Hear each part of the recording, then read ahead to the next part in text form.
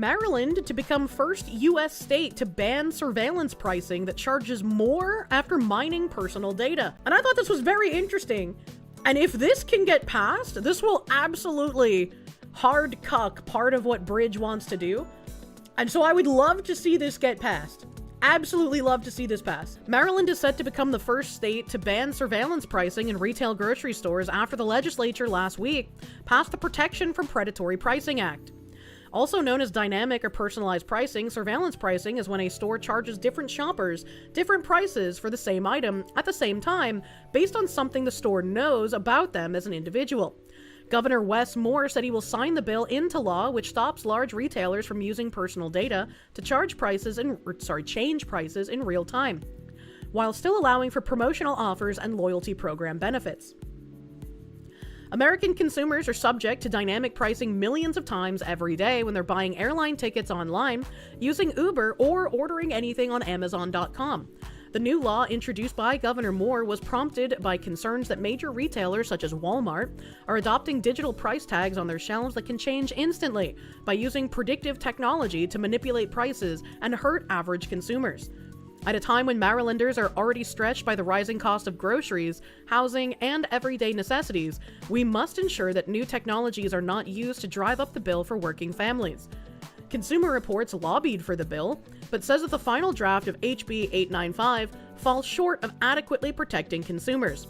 After the Maryland Retail Alliance, which strongly opposed the bill, successfully added several exemptions. Retailers have a lot of data about individual shoppers, how often we search for or hover over particular items, whether we live near competitor stores, inferences about our likes and dislikes, our dietary needs, our income, our family size, and more. Surveillance pricing allows companies to take advantage of that information asymmetry and charge you as much as they think you're individually willing to pay, says Grace Gedye, senior policy analyst at Consumer Reports. You see, I don't like that the Maryland Retail Alliance, being against this bill, was successful in adding exemptions to it. That seems kind of weird. Why would you allow people who it's in their best interest to fuck over consumers add exemptions to your protection of consumers bill? Just seems kind of weird. For instance, one Kroger shopper in Oregon requested their data under a state privacy law and received a 62-page profile, and most of the inferences were wrong. The loophole CR identified that weakened the bill ironically included the exemption for loyalty or membership programs because those prices are allowed to be raised, becoming more expensive than standard prices.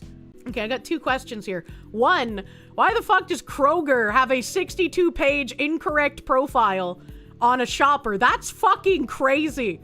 62 pages? That's nuts, dude. And then, what do they mean by exemption for loyalty or membership programs because those prices are allowed to be raised? If you're in a loyalty or membership program, that means you usually get a better price. Are they saying that the membership price is actually the real price and they're raising the price for everyone else not in the membership? So your membership isn't even actually giving you a discount. You're just paying the normal price for the item? Because that would be really fucked up if that's what they're saying. The good news is many other states are considering surveillance pricing bans, including California, Colorado, Illinois, New Jersey, New York, and others. Maybe those states will resist adding loopholes. That'd be interesting to see, and as well, I hope they do. I hope tons of states institute policies against surveillance pricing, because that is part of what Bridge has been informing companies to do in order to have equity of pricing on products.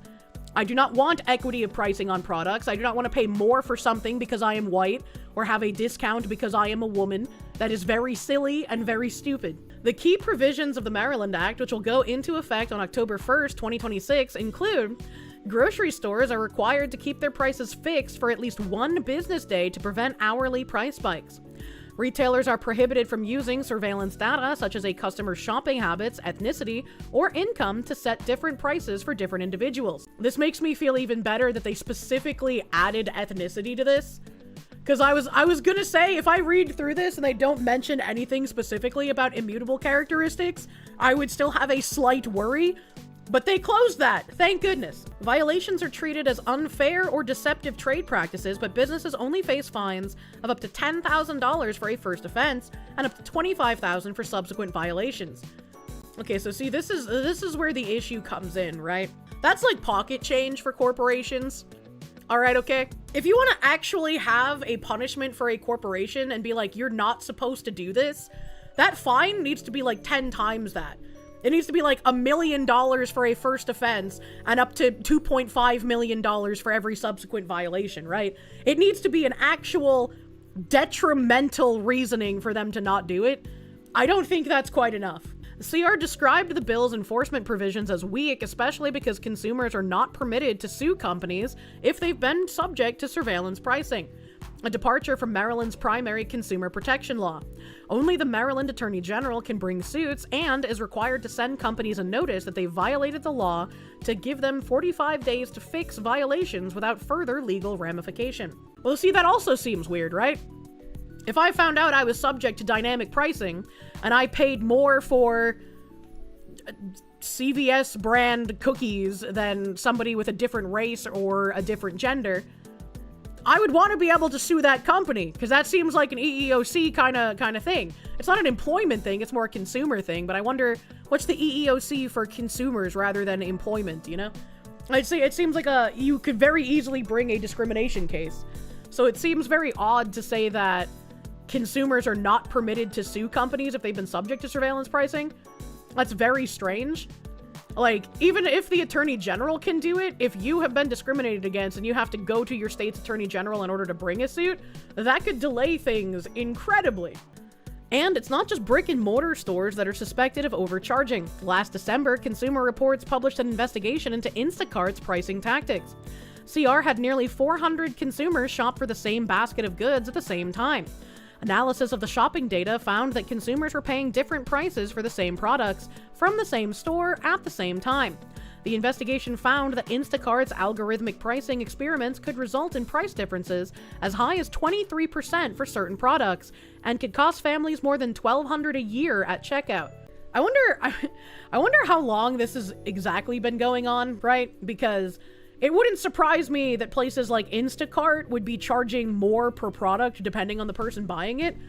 Also, considering ghost kitchens are a thing on like Uber Eats and DoorDash. And in addition to that, even if you're close enough to a place where it's not an egregious, like, I almost said shipping fee, delivery fee, DoorDash has an upcharge on individual menu items that doesn't even go to the restaurant, it goes to DoorDash. So, like, I used the example before of a Chinese food place that I really liked back in Georgia, and you could get a General Tso's chicken from them for, like, it was like $9 or $10 or something. But on the DoorDash app, sometimes it would be $15, sometimes it would be $17. Like, it was an egregious upcharge that was so noticeable, even I caught on to it. And I was like, wait a minute, hold on, that price ain't look normal, bruh. And so it's like, if they're constantly shifting these prices, like, I don't think people should use these apps. Obviously, they're very convenient. They're very, like, I can just take it out of my pocket and order whatever the fuck I want. But if you're being upcharged to a crazy degree, and especially if that upcharge isn't even going to the restaurant. Spicy cat raid. What the hell is a spicy cat raid? Your own food, bruh. You refuse to use DoorDash and other services of the like fucking scams. I was kind of like, I'll only use DoorDash in situations where I am streaming and I have no other way to like get food to me, right? I'm just like, I'll eat the fees then. But in current year, I don't even want to do that. Like, after all of the different weird pricing shit that goes on with them, I don't even want to do that. Soon after, Instacart announced in a company blog post that it would end the program that resulted in different shoppers being shown different prices for groceries on its platform. Well, I would love to see other states put this into effect. I would love to see Bridges' desire of equitable pricing never come to fruition. I am in full support of this. Indicted Democrat Sheila Cherfilus-McCormick to resign from Congress amid expulsion threat. Good. Sheila Cherfilus-McCormick, D. Florida, said Tuesday she plans to resign from the House of Representatives after Republicans vowed to force a vote to expel her from the chamber. Rather than play these political games, I choose to step away so I can devote my time to fighting for my neighbors in Florida's 20th district, she wrote on social media Tuesday afternoon. I hereby resign from the 119th Congress effective immediately. What does she mean by Devoting her time to fighting for her neighbors in the 20th district. What does she mean by that? Are there consequences finally happening? I fucking hope so, man. This fight is far from over. Cherfilus-McCormick, who was indicted by a grand jury last year for allegedly stealing COVID-19 emergency funds, added in her statement. Yeah, if anybody, like, I don't know what she means by stepping in to devote her time to fight for the neighbors in the 20th district. I hope she's not going to try and run for any kind of local seat. And if she does, I hope no one votes for her, because what the fuck? Why would anyone vote for somebody who was indicted for embezzling funds? Is she going to run for DA or some BS? I don't know, man. The announcement came as Rep. Greg Steube, Republican Florida, pledged to file a motion to expel Cherfilus-McCormick, teeing up a vote later this week. It takes 2/3 of the House to remove a lawmaker, but a growing number of Democrats have voiced support for the expulsion effort. Cherfilus-McCormick's abrupt announcement came minutes prior to a House Ethics Committee hearing that was slated to recommend sanctions against her for committing a bevy of ethics violations involving financial misconduct. House Ethics Committee Chairman Michael Guest, Republican Mississippi, announced the committee lost jurisdiction over the matter with Cherfilus-McCormick's decision to quit Congress. Okay. Why do they want to be the super mayor? I mean, look how long the super mayor was able to get away with it, man. And what kind of repercussions are they actually going to face? What kind of repercussions is this bitch gonna face for stealing money? Having to quit Congress and then keep everything that she stole? Oh no! Oh no! Like, there should be way more than just having to quit Congress. The House Ethics Panel found clear and convincing evidence in March that the Florida Democrat misused federal disaster relief money that was improperly paid to her family's healthcare company, among other misconduct. Cherfilus-McCormick has denied any wrongdoing and repeatedly shot down speculation that she would resign if confronted with an expulsion vote. The embattled lawmaker is facing a separate 15-count federal criminal indictment that carries a maximum sentence of 53 years in prison if convicted. There we go. Thank fuck. Thank fuck that she is still getting charges on something. Because I was really worried when they were like, oh, well, the jurisdiction changed. What's bullshit is that stepping down means they keep benefits. See, that's why they should be resoundly fired and removed. There should not be an opportunity to step down. She filed to run for re-election despite raising just $11,000 in the year's first fundraising quarter, according to recent Federal Election Commission filings. It's unclear whether she plans to suspend her campaign. Cherfilus-McCormick is the third lawmaker to resign from Congress in the past week. Representative Eric Swalwell, Democrat California, and Tony Gonzalez, Republican Texas, stepped down last week to avoid their own expulsion threats related to sexual misconduct allegations. At least 5 women have come forward with allegations against Swalwell of sexual assault and rape. Gonzalez admitted to sexual misconduct in March with a former aide who later died by suicide. Was it suicide, though? Yeah, so resign. What about jail time and recovering the money? I'm glad that she's still going to be facing a trial in 2027, but I feel like there's definitely not enough repercussions for, like, just the immediate time. Hopefully it all gets taken care of in 2027, but it's like, I don't know how much hope I have, considering it seems politicians never get held fully accountable. Joe Rogan reveals text to Trump that helped expedite federal review of psychedelics. It was literally that quick, Rogan said of Trump's response to his message about psychedelic therapy. President Donald Trump signed a sweeping executive order on Saturday directing federal agencies to fast-track research into psychedelic drugs after a direct text message exchange with podcast host Joe Rogan, making a rapid policy shift inside the White House. We all respect Joe, and he's a little bit more liberal than I am. That's okay. I have a lot of friends that are liberal, Trump said during the Oval Office event. Joe is an amazing guy. He wrote me a little note about this, and I had checked it out. Everybody came back with the same answer. The directive aims to accelerate federal review of substances such as ibogaine and LSD, which remain classified as Schedule I drugs under federal law. The order directs the Food and Drug Administration to expedite breakthrough therapy designations, encourages interagency data sharing, and opens the door to rapid scheduling if safety and efficacy are demonstrated. The move follows months of internal discussions led by Health and Human Services Secretary Robert Kennedy Jr. and aides working on expanding access to alternative mental health treatments. But Rogan's outreach appears to have accelerated the timeline. Rogan said he shared with Trump the information that claimed ibogaine was highly successful in treating opiate addiction. I don't even know what the fucking ibogaine is. It makes me think of Rogaine is what it does. The text message came back, "Sounds great. Do you want FDA approval? Let's do it," Rogan said, describing Trump's immediate response. It was literally that quick. Imagine being able to text the president and getting an immediate response. That's crazy. Centers for Medicare and Medicaid Services Administrator Mehmet Oz described the internal effort as a rapid policy sprint, officials moving in days to translate a private exchange into a formal executive order. The administration framed the move as part of a broader push to address mental health challenges, particularly among veterans suffering from post-traumatic stress disorder and addiction. In many cases, these experimental treatments have shown life-changing potential for those suffering from severe mental illness and depression, including our cherished veterans, Trump said at the signing. Why would you include a man taking an ecstasy pill in this article? That seems like a strange image to have included. While no psychedelic has yet received FDA approval in the United States, compounds like psilocybin and MDMA are currently being studied in clinical trials. 2 states, Oregon and Colorado, have already legalized supervised psilocybin therapy programs, signaling growing state-level momentum. MDMA has potential for helping PTSD? Interesting. The psilocybin is shrooms. Oh, shroomies. I don't think I could eat a shroomie. You're going to save a lot of lives through it, former Navy SEAL Marcus Luttrell told Trump during the event. It absolutely changed my life for the better. Ibogaine, a psychedelic derived from a West African shrub, has drawn attention from veteran groups and some Republican lawmakers as a potential treatment for PTSD and opioid addiction. However, medical experts have warned of serious risks, including heart complications and a lack of large-scale clinical trials. The drug has been linked to more than 30 deaths, according to existing medical literature.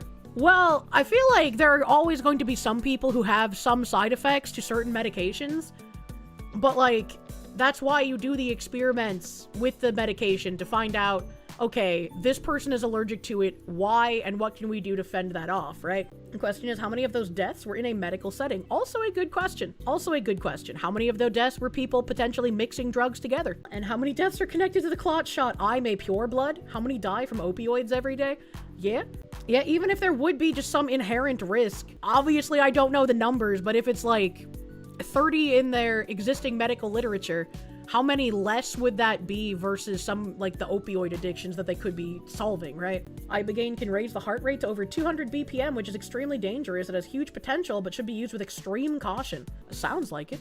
It's been incredibly difficult to study ibogaine in the US because of its known cardiotoxicity, said Frederick Barrett of Johns Hopkins University. If the executive order can pave the way for doing objective scientific research with this compound, it would help us understand whether it truly is a better psychedelic therapy than others. And yeah, that's pretty much what you need to do. You need to have, like, consensual trials studying this in other people and monitoring for if and when it gets dangerous. FBI Director Kash Patel sues The Atlantic, claiming false reporting about drinking and absences. What? FBI Director Kash Patel filed a defamation lawsuit against The Atlantic and its reporter Sarah Fitzpatrick following the publication of an article on Friday alleging the director had a drinking problem that could pose a threat to national security. The magazine's story, initially titled "Kash Patel's Erratic Behavior Could Cost Him His Job," cited more than 24 anonymous sources expressing concern about Patel's conspicuous inebriation and unexplained absences that alarmed officials at the FBI and the Department of Justice. The article, which The Atlantic subsequently titled "The FBI Director's MIA" in its online version, I saw that title and I was like, there's no way he's actually MIA. If somebody had kidnapped the FBI director, that would literally be an impossible to escape news story. Reported that during Patel's tenure, the FBI had to reschedule early meetings as a result of his alcohol-fueled nights, and that Patel is often away or unreachable, delaying time-sensitive decisions needed to advance investigations. In the Atlantic story, the White House, the Department of Justice, and Patel denied the allegations. The article included a statement from the FBI attributed to Patel. "Print it, all false, I'll see you in court, bring your checkbook." I feel like you have to have some balls of steel. If the person you're about to lie about tells you, "I'll see you in court if you print this," and then you still do, like, what is even happening? The Atlantic story is a lie, Patel said in an interview with Reuters. They were given the truth before they published, and they chose to print the falsehoods anyway. We stand by our reporting on Kash Patel, and we will vigorously defend the Atlantic and our journalists against this meritless lawsuit, the Atlantic said in a statement. Reuters could not independently establish the accuracy of the article or why the publication changed the title. Patel's complainant says that while the Atlantic is free to criticize the leadership of the FBI, they crossed the legal line by pushing an article replete with false and obviously fabricated allegations designed to destroy Director Patel's reputation and drive him from office. The lawsuit, filed in U.S. District Court for the District of Columbia, seeks $250 million in damages. The lawsuit alleges that the Atlantic ignored the FBI's denials and did not respond to a Friday letter from Patel's lawyer, Jesse Banal, to senior editors in the Atlantic's legal department asking for more time to refute the 19 allegations the reporter told the FBI's press office she would be publishing. That's very interesting. You like Kash as the FBI director? He isn't the brightest or best and makes mistakes, but he is by far the most active one in decades? I'll have to take your word for that. It just seems really strange, I guess, that there's not willing to be any communication here. The letter, which Reuters has seen, was sent shortly before 4 p.m. on Friday, and the Atlantic published the story at 6:20 p.m. according to the complaint. Reuters could not establish how or if the Atlantic responded to Banal's request. The lawsuit alleges the publication acted with actual malice, a legal standard that requires public figures such as Patel to show the publisher knowingly printed false information or recklessly ignored doubts about its accuracy.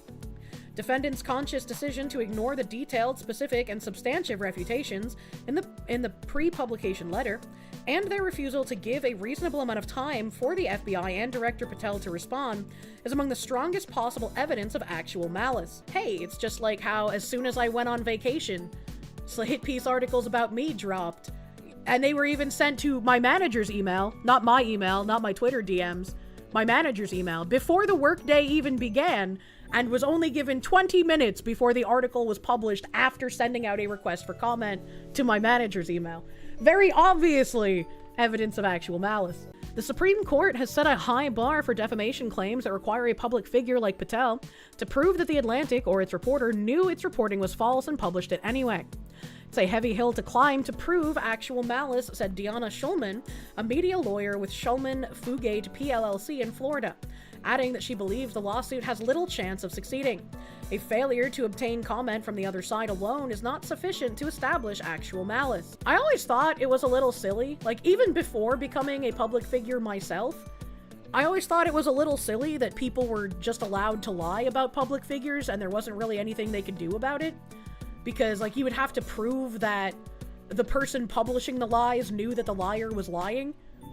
And it's just most of the time, that's very difficult to do unless it's super fucking blatant. A failure to obtain comment from the other side alone is not sufficient to establish actual malice. Banal is a prominent Republican attorney who has represented U.S. President Donald Trump in numerous civil cases, including one brought by U.S. Capitol Police officers over his role in the January 6th riots. He represented Trump's eldest son, Donald Trump Jr., former National Security Advisor Mike Flynn, and ran Trump's challenge to Nevada's 2020 election results. The lawsuit is the latest instance of a Trump administration figure suing a media outlet. A judge dismissed Trump's lawsuit against CNN for describing election denialism as the big lie. Judges also dismissed Trump's lawsuits against the New York Times and Wall Street Journal. Trump has refiled his lawsuit against the New York Times and may refile against the Wall Street Journal. You see, and because of who Trump is and because of how fucked our legal system is, how much of him being told he can't file and these are getting dropped is because there actually is no case or because judges want him to just continuously lose? Right? You don't know because everybody wants to just fucking kneecap him every time they can. If Patel has refuting evidence against the drinking claims, it should be pretty easy to win. I can agree with that. Or you could find out, even if you print an anonymous source, you're still supposed to vet that source before you print the things they tell to you. And so if you literally just got an anonymous email and went with it without doing any sort of investigation into the claims they were making or who they were, that could also prove. He has also secured some settlements. ABC News agreed to settle a case for $15 million plus $1 million in legal fees. Paramount Global agreed to pay $16 million to settle a dispute over what the Trump administration called deceptive editing of a CBS News interview with his opponent in the 2024 election, Kamala Harris. Dan Bongino, who served as a deputy director of the FBI until January, told Reuters he never knew Patel not to be reachable. One allegation in the Atlantic story. If you could not get in touch with Kash, as alleged in the report, who do you reach out to? Well, you reach out to the deputy, and that's me, he said. The story has been corrected to fix the spelling of Deanna Schulman. Okay. Ghost of Aces, thank you. Keep in mind, they only had the cases dropped because they went to leftist activist judges. See? Exactly. That was my point. Like, how are you supposed to trust that he has no case if all of the fucking justice system is just captured, man? You can't trust it. What is happening? I remember seeing like that Truth Social post where Trump was like, yeah, fuck Tucker Carlson, fuck Candace Owens, fuck Alex Jones, all these people, fuck them. I saw that. Tucker Carlson, a conservative podcaster, has said he is tormented by his support of Donald Trump. Tormented. Issuing an extraordinary mea culpa that called for a moment to wrestle with our own consciousnesses. Carlson delivered that comment in a conversation with Buckley Carlson, his brother, and a former Trump speechwriter, on the Tucker Carlson show on Monday that reviewed the sidelining of traditional conservative values in a Republican Party now dominated by the president. You know, we'll be tormented by it for a long time. I will be, Tucker Carlson said. And I want to say I'm sorry for misleading people. It was not intentional, that's all I'll say. Although Carlson in 1999 had referred to Trump as the single most repulsive person on the planet, holy shit. He beat most pundits in calling for Trump to be taken seriously before he won his first presidency in 2016. Then, as Trump successfully ran for a second presidency in 2024, Carlson supported him throughout the race, speaking at a campaign event for him just 5 days before election night. But the podcaster has now been at odds with the president over U.S. support for Israel and the war the two countries started in Iran in late February. Carlson called Trump's language on Iran vile on every level and said he took personal responsibility for the president's return to power. Well, I feel like that's a little narcissistic, is it not? I mean, like, yeah, he's got a massive fucking platform, so any kind of endorsement from him is gonna encourage people, but like, personal responsibility for the return to power of Donald Trump? That seems a little weird. I feel like 4chan in general could probably claim more to that than Tucker Carlson. I thought Trump hated Jews more than he hated Muslims, but it turns out that he hated Muslims more than Jews. I'm totally betrayed, Tucker Carlson, actually. How about, I don't give a shit about people in the Middle East regardless of what religion they are. Focus on America, buddy. What are we talking about? Stop arguing about whether you hate Muslims or Jews more. Start focusing on Americans. You and I and everyone else who supported him, you wrote speeches for him, I campaigned for him. I mean, we're implicated in this for sure, Carlson said. It's not enough to say, well, I changed my mind, or like, oh, this is bad, I'm out, he told his brother. He added, in very small ways, but in real ways, you and me and millions of people like us are the reason this is happening right now.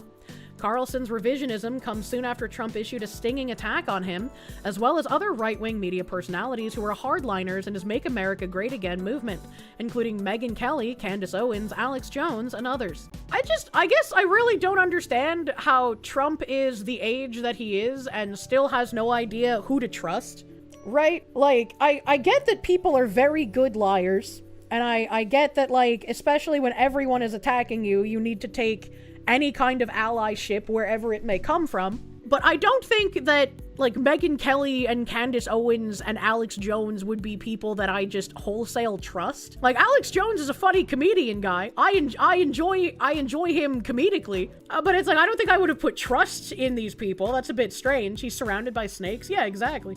The answer is trust no one, Mr. Trump. He's a businessman too, no? Yeah, and it's like, I don't know, maybe like having people freak out can be part of the plan sometimes, but it just seems like he consistently and constantly trusts people that he absolutely should not. Look at his first term. This was a problem for a long time. He used to, I treat you well, I expect it back. Yeah, that's not how people play anymore. They're like, you treat me well, I take advantage of you. That's how it works, unfortunately. Trump recently published a social media post calling Carlson a low IQ person, always easy to beat, and highly overrated. The president threatened to produce a list of good, bad, and somewhere in the middle MAGA supporters. Carlson's rejection of Trump comes after years of public support for the president. During Trump's 2016 election campaign, while Carlson was working as a Fox News contributor and his brother as a speechwriter, he referred to the candidate's strange charisma. By 2020, he was openly extolling Trump's America First agenda, and later echoed Trump's false claims that the election was somehow rigged for Joe Biden. In 2024, Carlson was fully on board the MAGA train, campaigning with Trump in Arizona 5 days before the election, and praising Trump as a national leader at the 2024 Republican National Convention, where he and Trump had been transformed by the attempt on his life in Butler, Pennsylvania. However, it was revealed during the discovery phase of the 2023 Dominion Voting Systems lawsuit against Fox News over election fraud claims that Carlson had privately disparaged the first Trump presidency as a disaster in a text to a colleague 2 years earlier. Well, that's a little odd. I wouldn't call it a disaster, but I would say he definitely didn't do as much as everybody was hoping for. But also, when he's completely kneecapped by every single left-wing apparatus every time he tries to do something, it's not his fault he wasn't able to do things. He was trying to, just impeded at every turn. We are very, very close to being able to ignore Trump most nights. I truly can't wait, he wrote. I hate him passionately. I can't handle much more of this. Brother, the news has been nothing but Trump since like 2014. I don't think that's changing anytime soon. And I think even after Trump's presidency, he'll be like the opposite of George Floyd being brought up in every single DEI article. He's gonna be brought up as like the Omega boogeyman for like ever. Tucker's always lied. No one should have ever paid attention to him. That's pretty disappointing, you know? Carlson was fired from Fox News soon after the claim was settled, which cost the outlet $787 million. That's pretty insane. Why did they settle? I don't even remember what they were reporting on it. Cheaper to settle, probably? I mean, maybe, but like, that seems a little weird to me. And Carlson's latest statements come after he told Newsmax earlier in April, "I've always liked Trump and still feel sorry for him, as I do for all slaves." He's hemmed in by other forces. He can't make his own decisions. It's awful to watch. You know, I'd be willing to believe that line. Carlson asked himself on his podcast whether Trump was the Antichrist after the president launched a series of verbal attacks on Pope Leo the 14th, who was born in the US and is an Iran war critic. The US president also posted to social media an AI image of himself as Jesus Christ. What the fuck? This is so goofy. He's mocking Jesus, he's making fun of Christianity, the central figure of the religion is being held up for mockery.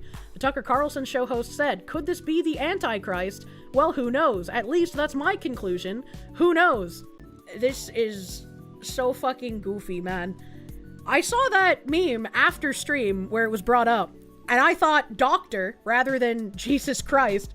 But even if it was a meme with Jesus, again, we don't want every religion going the Islamic, you make fun of something and we behead you. Again, I understand Christians have been typically the whipping boy because all other religions are off the table to make fun of. But it's like, that's why it should be all or nothing. We either start letting Christians behead people who mock Jesus, or everyone is free game to be made fun of. It was a giant nothing burger. It should have been. In his latest comments, Carlson repeated his criticisms of the war in Iran, stating Trump clearly had no plan for it, wasn't enthusiastic about it, was fully aware of the risks, fully aware that it was a betrayal of his explicit promises for 10 years not to do this. He did it and did it against his will. I mean, maybe? I don't know. I have no clue why he did it. I just don't want to be in the sandbox. Carlson's rebuke of Trump on Monday came after he was fired from Fox News in 2023 following a 14-year run at the cable network. He soon launched his own media company, and in October, he stoked controversy by interviewing Nick Fuentes, an anti-Semitic white supremacist, on his podcast. Other controversies that Carlson has invited over the years came after he promoted testicle tanning. Hey, yo, what the fuck? I remember the, women go outside and pose with their asses up at the sun to suntan their buttholes, but I have not heard of the testicle tanning. What the fuck? While he was still at Fox, as well as his enthusiastically exalting the quality of a grocery store in Russia that he visited in 2024, 2 years after the country's military invaded Ukraine. I don't see how this matters. I don't see how it matters. Like, the war has nothing to do with, the quality of a grocery store. I guess maybe they're trying to frame it as, he was running good press for Russia. But are grocery stores all government run in Russia still? I didn't think so. Tucker, Trump is the Antichrist. Trump, you are a retard. Tucker, how could you betray me? It's actually just Twitter.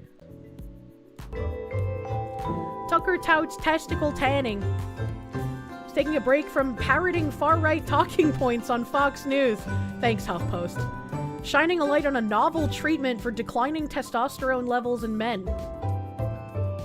Exposing testicles to red light.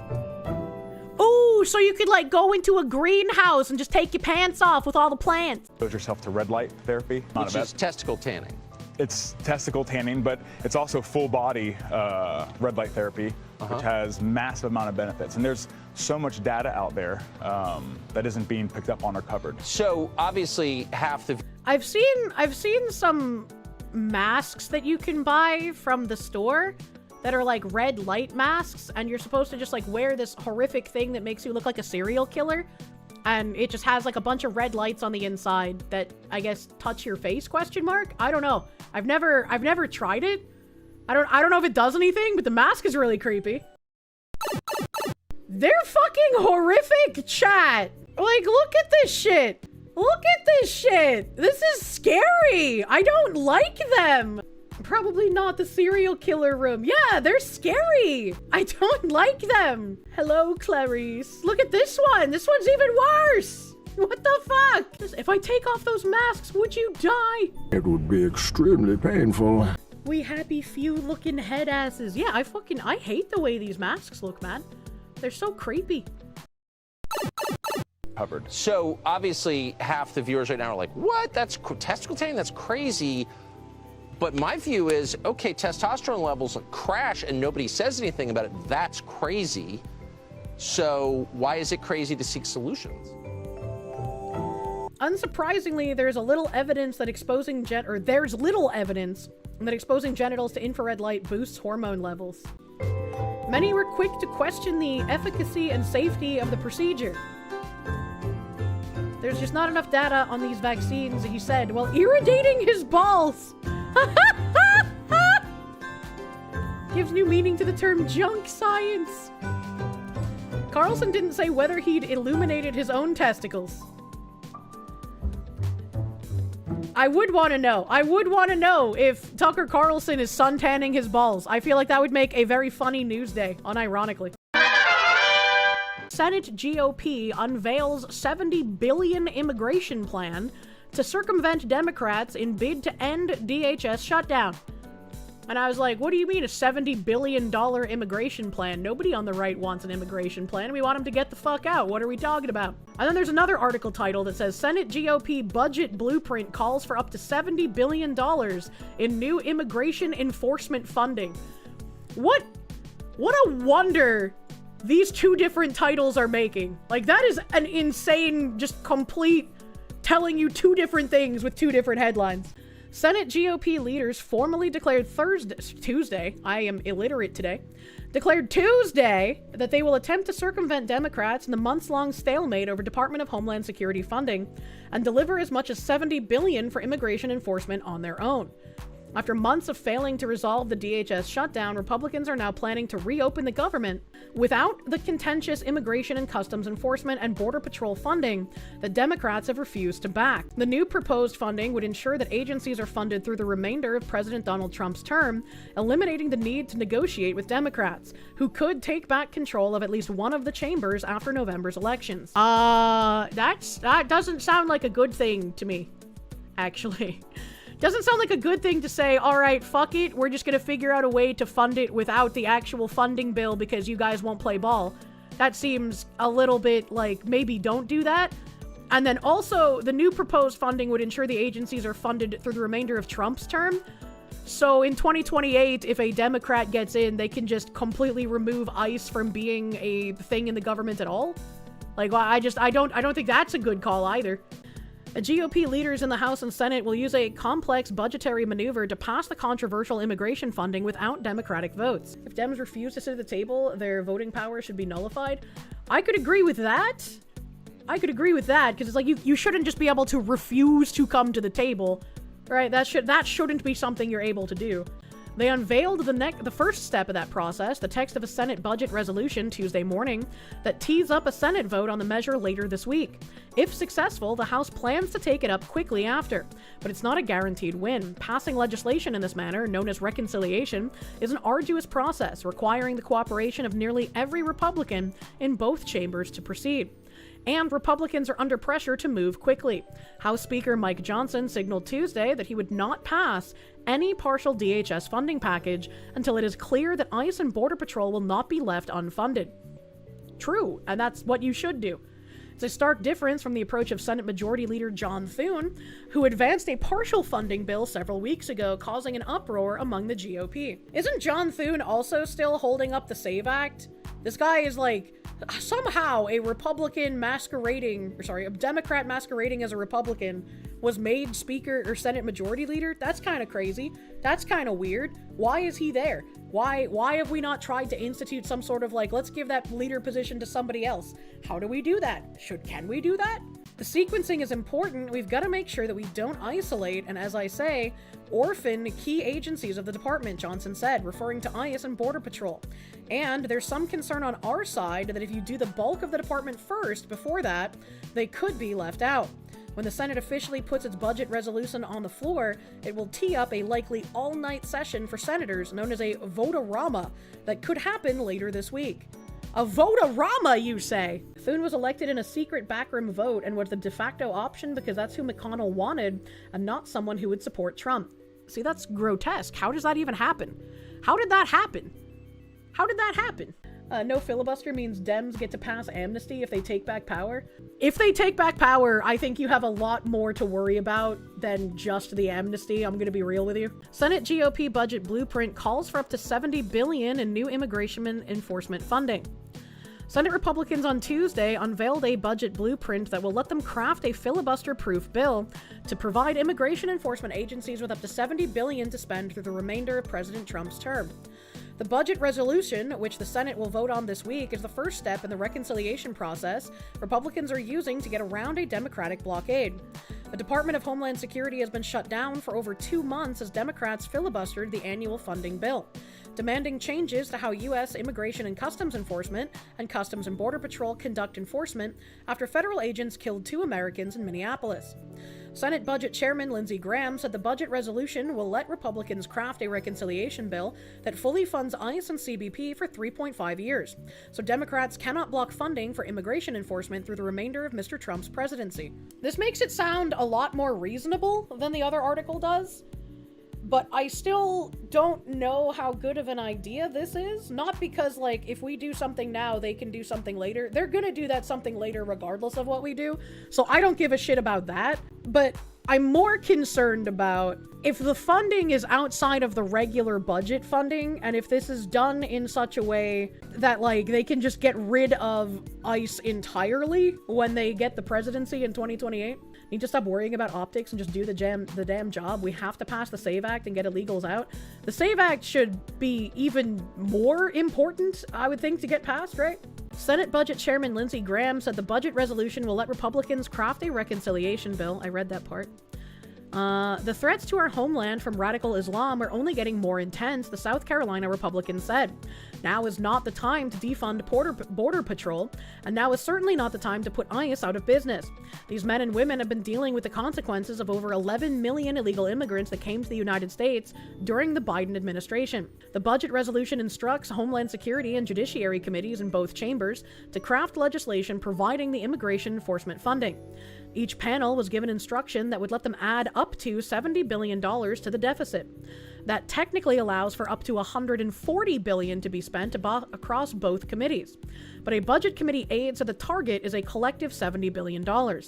And that the instructions were written to preserve flexibility given to the committee's overlapping jurisdictions. If they get rid of ICE, it becomes Immigration and Customs again as 2 separate departments. When I say I'm worried about them getting rid of ICE, it's not simply the department, it's getting rid of the means with which to remove illegals or people committing fraud. Because along with that guy saying that amnesty will surely be an issue, that's exactly what they're going to do alongside amnesty, is remove any way of getting people out of the country. Because people on the left do not care about trying to follow things by the actual law. Unless the law happens to support their side in that moment. You know, like how ever since the Iran thing started, they no longer think the cartels are the most immediate threat. I'm feeling like he's saying this to get more people on his side, because I was going to say radical Islam is not the only reason we need ICE fully fucking funded, man. There's so many reasons we need ICE fully fucking funded that aren't just Islam. Thank you, random chatter from a little bit ago, for reminding you to go vote in the VA redistricting vote. If we reminded even one person to go out and vote today, then everyone's done their job. Thank you. Thank you for all of those reminders in chat. Republicans last summer used the reconciliation process to provide more than $150 billion for immigration enforcement and border security. Money the Trump administration has been using throughout the DHS shutdown to keep ICE and CBP operating. I mean, yeah, that's the way to keep it operating. The administration also recently tapped the pot of funding to pay other DHS workers who had not been compensated because of the shutdown. Mr. Graham said providing more money will ensure that rational immigration policies that secure our border continue. We're not going to undo the significant progress we made under the leadership of President Trump and Republicans in Congress. We're going to improve upon it. Yeah, I don't know how much I trust that, Mr. Graham. You want to vote for a Dem period? That means none of the explicit ones, and none of the Dems and red ties and the GOPs. There are no do-nothings. Again, I can understand that, but the only reason I encourage any votes for the spineless do-nothings, who, let me be clear, do not deserve your votes and should not be in their seats, and I would like to see them gone. The only reason I encourage anyone to cast a vote for those pieces of shit is simply so a Democrat doesn't get in. Because that Republican that hates you and won't do what you want is still better than the Democrat who is going to actually do things to make your life actively worse. Once again, look at Seattle, look at New York City, look at Virginia. Abstaining from a vote on a principle or voting for a Democrat on a principle to show the Republicans a lesson is essentially just saying, yes, I want to become more like Virginia or New York City or Seattle. And I don't want to see that. The option is to get new candidates. You don't have the time. You don't have the time. Your option to get new candidates is what I'm advocating for. But if you don't have the time, what are you supposed to do?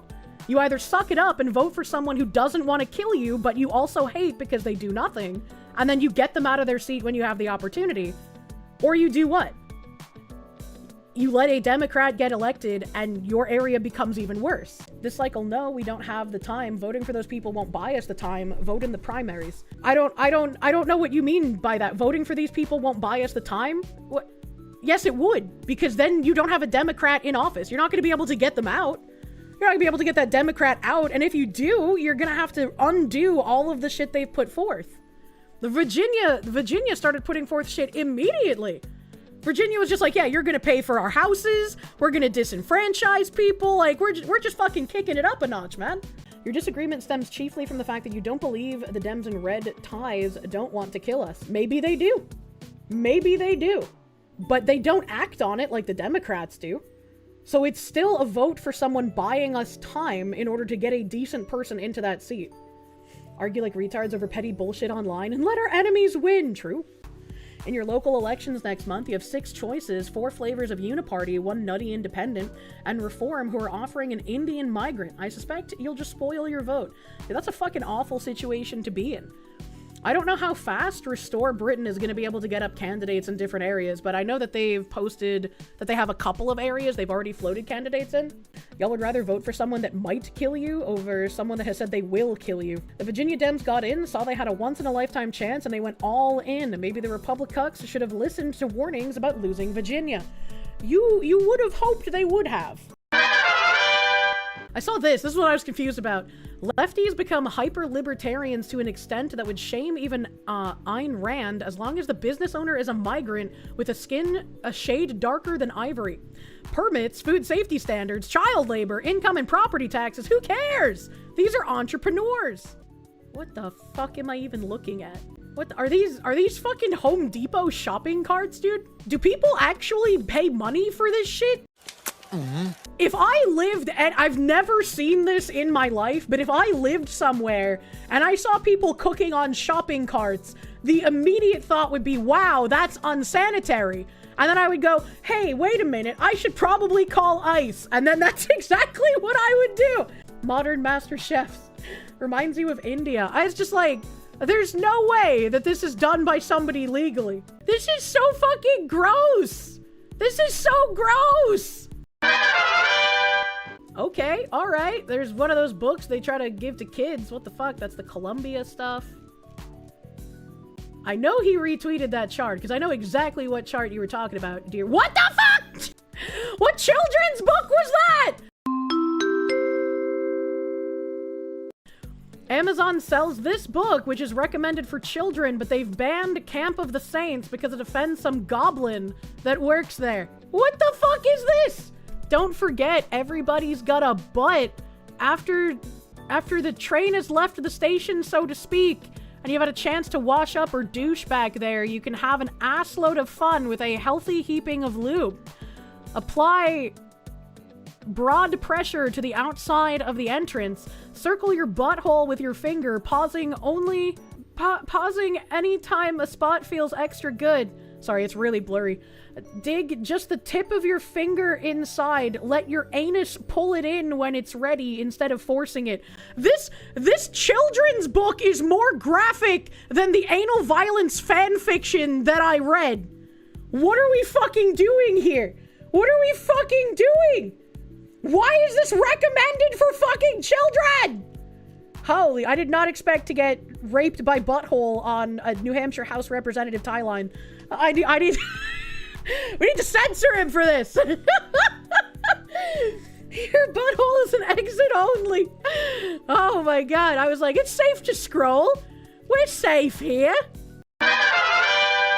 But this graph is the one that was brought up. Every single elected Republican in New Hampshire, all 221 of them, is more libertarian than every single elected Democrat.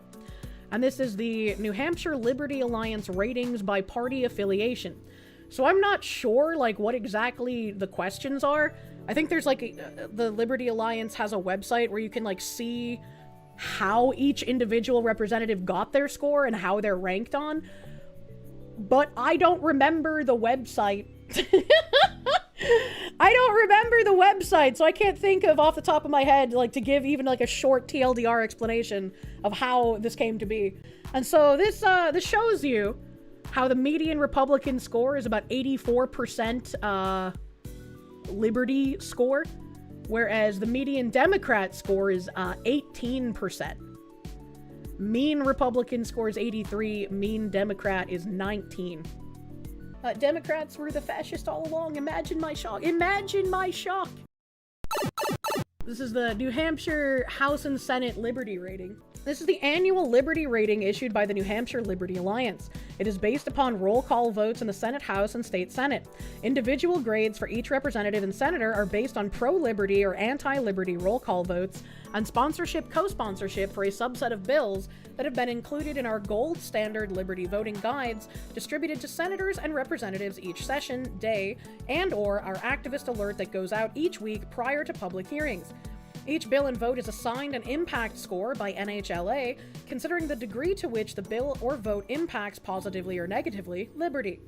Pro-liberty bills protect individual freedom of choice and personal responsibility, recognize the superiority of freedom over coercion, respect the citizen's right of self-ownership, promote governance that is transparent, accountable, and adheres to the Constitution, and recognizes the value of voluntary economic decisions.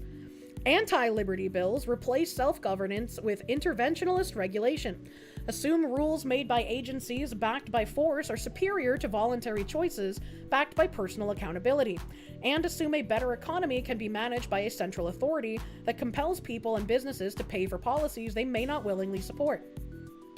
The Liberty Rating is the result of hundreds of hours of work by many volunteers who have read and analyzed bills, testified before committees, called and written their representatives, worked on other signature publications, the gold standard, and culled extensive data from legislative voting records. We encourage New Hampshire citizens to learn the facts about how their elected representatives are voting in Concord and to use this tool to hold them accountable. This report card serves as a valuable voter guide when these same representatives are running for re-election. For additional details, including details in spreadsheet format, visit newhampshireliberty.org or /liberty ratings. And then we have scoring key, the legislator of the year, activist of the year, Senate scores, representatives listed by score, by name, by district, 5-year honor roll, 5-year low scores, both for the House and Senate, votes scored in the House, votes scored in the Senate, bills utilized for sponsorship scores, and then House and Senate in general for those bills. It's an incredible amount of information. Kier really enjoys reading the New Hampshire Liberty Rating. I think it's fascinating. And I think it would be helpful if other states had something like this to score their representatives as well. This is so autistically libertarian, it really is. So here's the scoring key. You have the grades A+ all the way down to F and whatever CT and INC means. I don't think they explain those two here. Maybe, oh, they do. Constitutional threat. Scores under 15% considered unfaithful to their oath to uphold the New Hampshire Constitution and the principles of liberty. Or incomplete, INC, overrides letter grade if 50% or more of scored votes were missed due to absenteeism, incomplete term, or otherwise missing roll call votes. So I guess this would be a good way to see representatives who are just saying, I'm not going to show up for the vote. All Massachusetts reps get 10% max, pretty fucking much. Legislator of the Year, Kristen Noble, began her involvement in New Hampshire politics during the Ron Paul Revolution, where she worked tirelessly behind the scenes for over a decade. Her work as a liberty-minded Republican activist included being elected to the state committee and volunteering for local, state, and national campaigns. She stepped into the forefront of 2022 as the battle for liberty in New Hampshire intensified and was elected a state representative for the town of Bedford. Activist of the Year, someone named Derek Prolu, is born and raised in New Hampshire, refers to himself as a native Free Stater. As a former member of the National Guard, Derek has been a driving force in the effort to pass defund the Guard legislation in New Hampshire, serving as a state chair for Bring Our Troops Home. Did I say defund? I meant defend. Defend the Guard legislation. My bad if I fucked that up. He has organized countless volunteers making phone calls and knocking on doors in support of pro-liberty candidates throughout the state. Scoring key, Senate votes here. Motions of ought to pass. This is like confusing terminology here. There's so much to learn, bro. Definitely does sound like a useful tool as long as it doesn't get taken over by biased parties. Very true.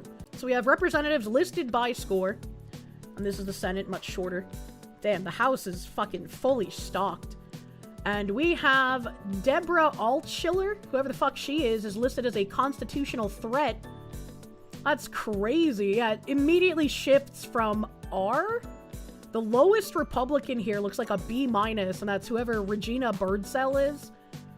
And then everyone after that is Democrat, and they have like the highest Democrat score in the Senate is a D-. That's crazy. There's somebody in the New Hampshire Senate named Rebecca Quokka. Ain't no way. Representative list by score, it starts here at a 96.4.